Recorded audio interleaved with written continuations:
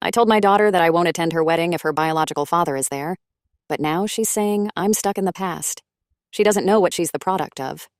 I would appreciate some advice on the current situation I find myself in, and I am hoping an outsider's viewpoint can offer me some clarity. For some context, about 24 years ago, I was sexually assaulted by a close friend of mine and got pregnant by the encounter. I was inconsolable for months after the event. To make matters worse, I found out I was pregnant at about 20 weeks, and where I lived at the time, it was illegal to get an abortion after the first trimester. My husband had really been my rock and my support during that time, and I do not know how I would have ended up if not for him. He said that I could put it up for adoption, or I could keep the child, and he would raise it like our other children. I decided to not give it up for adoption, but raising the kid was hard. I am half Polish and half German, and he is half German and half Russian.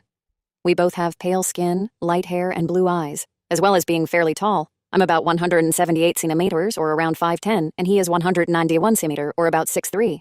However, our daughter Luna is about 160 centimeter, or 5'3", has dark hair, and a brown complexion like her biological father. I often heard snide remarks about me being an unfaithful wife, because it was obvious that she was not my husband's child. It was especially hard for me when Luna was young, because she looked so much like her dad. My husband took care of my daughter most of the time since I had bad flashbacks whenever I saw her face from when I was assaulted. As she grew up, it died down a bit. But I would still get these horrible panic attacks when I saw her wearing boys' clothes and short hair. Since I was prone to having panic attacks, Luna ended up being closer to my husband than she was to me. Also, she often ended up getting a little more than her siblings from my husband as some sort of compensation because of me. We never told her that she was the product of sexual assault because I was too ashamed, and my husband did not want her feeling different from her siblings.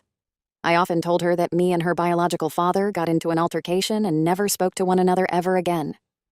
About 2 years ago, she got one of those DNA test items and found out she had a relative in the system.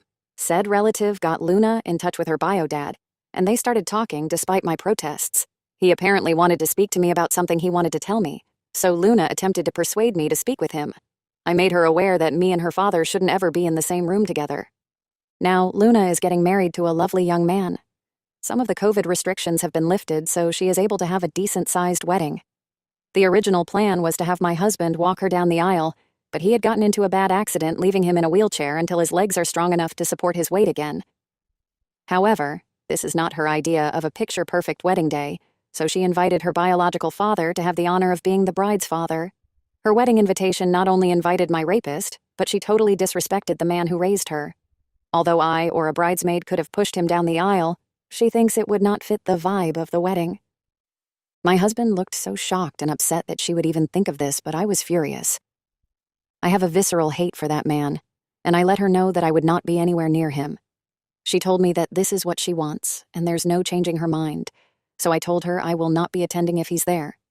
She got upset and told me that I shouldn't hang on to the past, but I laid it into her that she doesn't know what happened between me and her biological father, so she shouldn't stick her nose where it doesn't belong.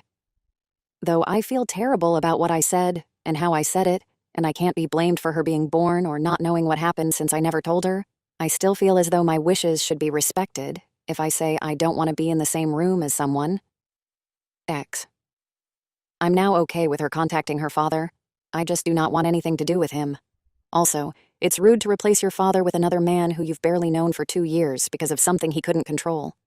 Can anyone offer me a perspective that I am not catching? Has anyone ever dealt with this, and if so, how? Update. Before I get started on the update, I have a few things I want to address. A lot of people have questioned me on why I did not tell my daughter that she was a product of sexual assault. The only answer is that I was ashamed of myself. For some context, before I got married to my husband, I actually was very close friends with my attacker. We grew up together in a small community, and our families were close. Our parents even wanted us to get together. He was always interested in me, but I didn't give him a chance until university. I broke it off with him and started dating my husband, but I never cut him off because we were very close. He invited me over to drink. This was normal for us. And when I started getting a bit tipsy, he raped me. I was very traumatized by the situation and tried to get him jailed, but I couldn't. He had a very good reputation, so everyone believed him, even my own mother, when he said I willingly came over and did it with him. I eventually stopped pursuing because of the social pressure, which only got worse when I found out I was pregnant. I eventually left that place with my husband and kids to live somewhere else. After I gave birth, my husband suggested therapy, but I was scared of being judged again, so I decided to bury it and try to forget about it. I just realized now that it was the worst way to go about this, but it's the only way I knew how to honestly. On to the update. After reading all the advice I'd gotten, I decided that I should stop running away and tell her everything. I called her to come over and she did. I first apologized for yelling at her for her suggestion because, in her mind, it was an innocent suggestion. I told her that I wasn't angry at her, but how fast she was willing to replace her father because he was in a wheelchair, and that anger was compounded because she brought up her genetic father. I apologized again for acting childish and not like an adult. She asked me why I am so against her genetic father being in the same vicinity as I am, and I just told her everything from our initial friendship to her forced conception. She didn't believe me, like some Redditors predicted, but I can get a copy of the records of the court case and offered them to her if she needed a look. She looked stunned, like she wanted to believe me but couldn't. I apologized for keeping all this from her because I didn't know how to bring it up. She told me she didn't believe me and would confirm with her genetic father, so I told her to take the time she needed to process all this. Later that day, she came again, crying and apologizing for not believing me. I held her and cried and apologized too. It was kind of therapeutic. We had a long chat and I did feel closer to her. When we were done, she said she wanted to take me out to a surprise to help me feel better in a couple of days, which I happily agreed to. I went to see her yesterday in this little restaurant with a patio that had a private pay-for-use area for a maximum of 4 people, due to COVID. As she ran up to me and gave me a hug, she led me to the patio, where her biological father stood. She told me he was here to apologize and start my healing journey. I just wanted to leave, but he grabbed my hand, and all those memories I tried to repress just came back out. I started having a panic attack and lost balance, to which he tried to help me keep my balance, which worsened everything. I honestly don't remember how I left, but I ended up in my car just sobbing. I called my elder son to pick me up because I was not fit to drive at that moment. Today, my daughter called me upset that I ruined her surprise, but I was extremely upset with her. I asked her why she did that when she knows everything that happened between me and him, and she tried to use the excuse of my healing journey, but I wasn't having it. She admitted that she wanted me to get used to him because he's going to be walking her down the aisle along with my husband and doing the daddy-daughter dance. I told her that while I loved her and respect her decision to be with him, I am not willing to be anywhere he is. She started complaining about how she wants all her family to be there, and I'm still not forgiving, but I hung up the phone.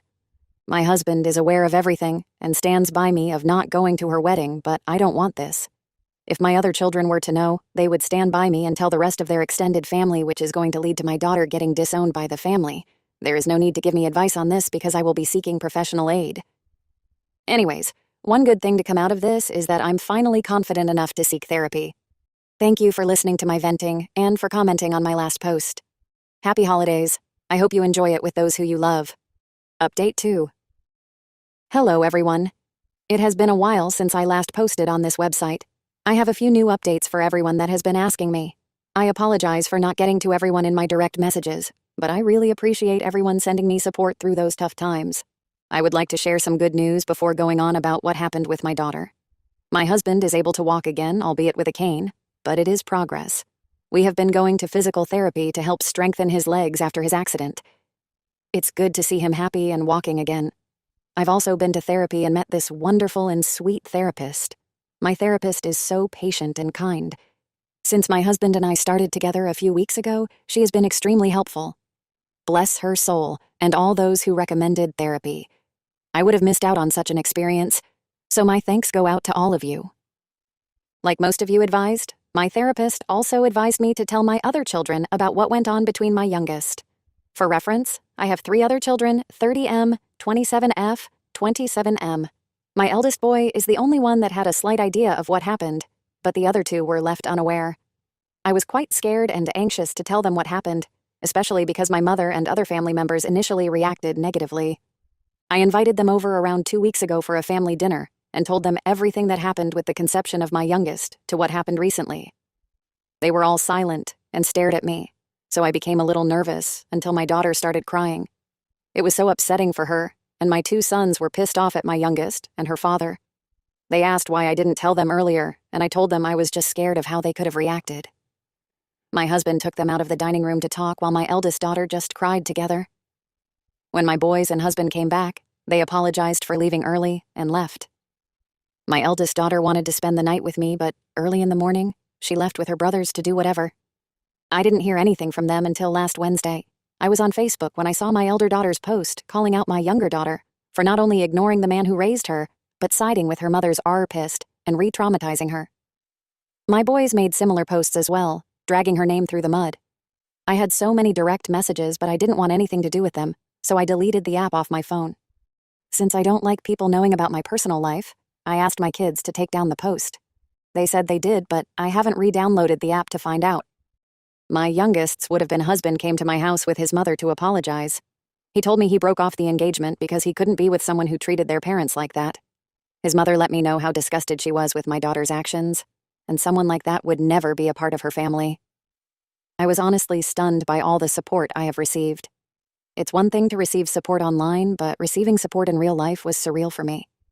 I am a bit disappointed because I wanted my daughter's former fiancé to join the family as he is a lovely and sweet boy, but he has boundaries in a relationship that my daughter unfortunately crossed. As for my youngest, she is furious with me. She sent me a nasty voicemail saying that I ruined her life.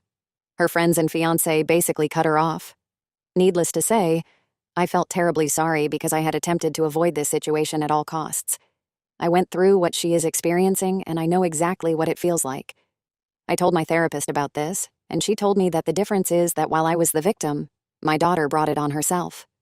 My therapist is probably right, but I can't stop this feeling of dread. I tried to call my daughter, but once I heard her father on the line, I hung up. He took it upon himself to let me know that my daughter is depressed because of my actions. I feel terrible for treating my daughter like this.